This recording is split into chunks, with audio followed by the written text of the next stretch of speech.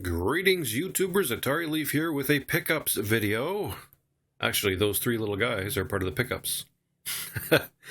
Got those at a yard sale about a week ago. 10 cents each. I love the Minions. Who doesn't love the Minions? Okay, just wanted to do a quick pickup video. In case you're wondering, why is there no introduction like I normally use? My hard drive on my laptop died, which is where I had all those files. So I'm going without an introduction until I can make a new one. So hopefully I can save some of the data on that hard drive, because I had like 9 or 10 months worth of stuff.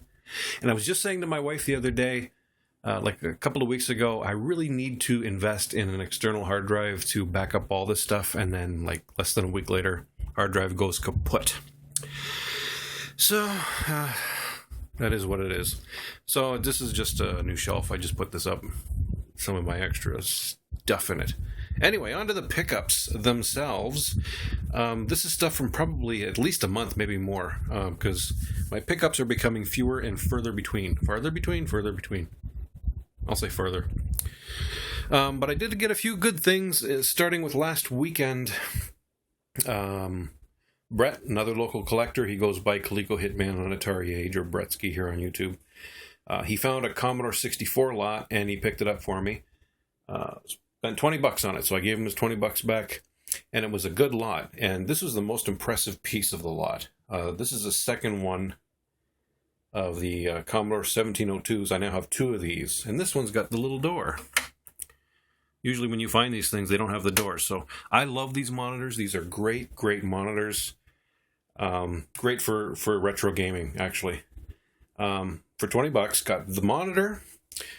Also came with a disk drive, which works great. The computer itself, and some other stuff down here, which I hope you can see in the lighting. A cassette player, a whole tray of discs, a couple of cassettes, and a whole whack of manuals for the Commodore 64. So for $20, it was great. Now this Commodore 64, which one was it? I think it's the one I actually stuck in this. Excuse me, pardon me for scanning too quick. The one in this box, that's what it is. It was a regular bread box, Commodore 64, and unfortunately the sound didn't work, which means apparently it's either a fuse or the sound chip, SID chip. But one of the other 2 Commodore 64s that I had a couple of keys that weren't working properly.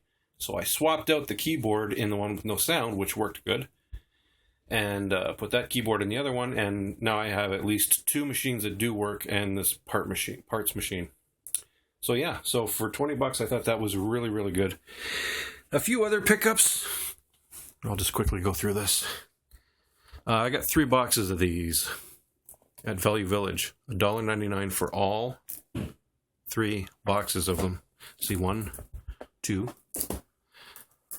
3. So these will go good with the Commodore 64.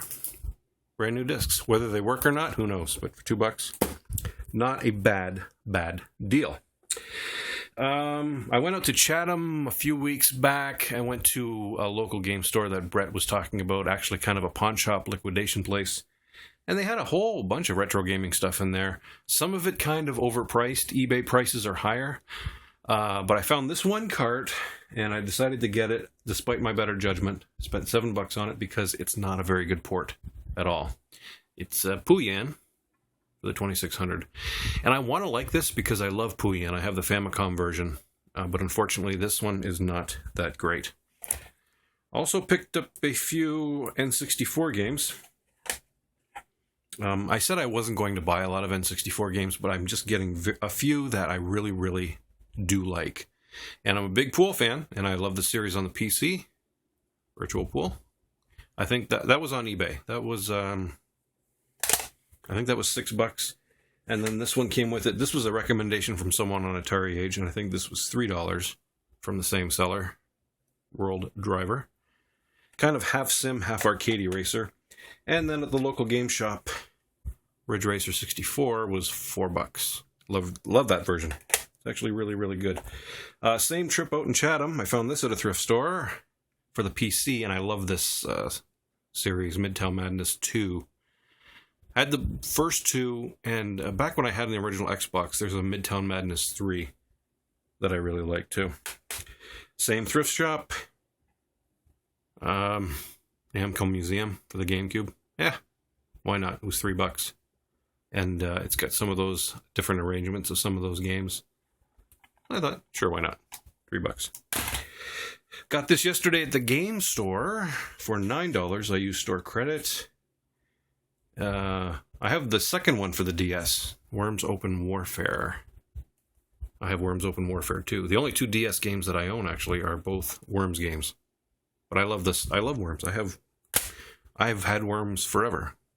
That doesn't sound very good. Now, one of the guys who works at the game store goes by the name of Red. That's just his nickname. But we chat a lot about retro gaming stuff, and he set stuff aside for me, and he gave me these 4 books yesterday. These old books, which are great. From 1982, 83, I think. Maybe earlier.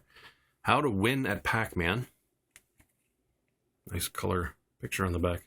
These are really cool. I love this kind of quirky stuff. Mastering Pac-Man.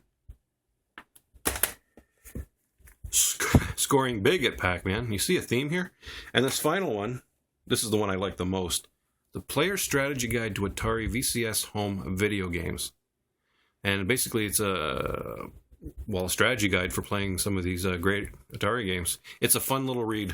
It really is. It's got some pictures in it too. So I thought, yeah, that was really quick. Or really cool of him to give me these. He just gave them to me. Didn't pay him for them. He also gave me this. Now, this Red guy collects arcade flyers. He gave me this one because it doesn't fit in his little folder. And asked, do you want it? You can have it.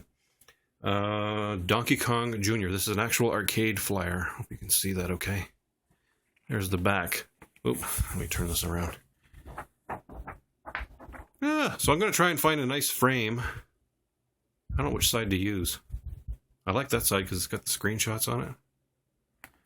But I might end up just going with that side. Nah, it's an actual arcade flyer.